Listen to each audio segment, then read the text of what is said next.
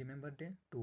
আমরা কথা বলতেছি শহীদ শরীফ উসমান বিন হাদির হত্যাকাণ্ড নিয়ে এবং তার বিচারের দাবিতে অন্তর্বর্তীকালীন আইন উপদেষ্টা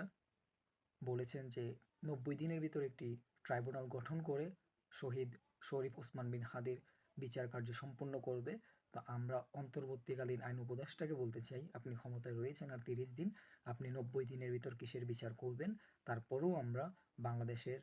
নাগরিক হয়ে এবং শহীদ শরীফ উসমান বিন হাদির হত্যাকাণ্ডের বিচারের ৯০ দিন পর্যন্ত আপনাদেরকে এবং পরবর্তী আগামী আসা সরকারকে মনে করিয়ে দিব প্রতিদিন যে আমার ভাইয়ের বিচারের কার্যক্রম কতটুকু আগালো, শহীদ শরীফ উসমান বিন হাদির হত্যাকাণ্ডের বিচারিক কার্যক্রম কতটুকু আগিয়েছে, তা আমাদেরকে অবশ্যই আপনাদের জবাবদিহিতা দিতে হবে। এবং যতদিন পর্যন্ত না আমার ভাইয়ের হত্যাকাণ্ডের বিচারিক কার্যক্রম সম্পূর্ণ হচ্ছে, অপরাধী আপনারা ধরতে পারতেছেন এবং স্বাধীন এবং সার্বভৌমত্ব রাষ্ট্র হিসেবে একটি বিচার কার্য সম্পূর্ণ করতে না পারতেছেন, ততদিন পর্যন্ত আমরা কথা বলবো ইনশাআল্লাহ।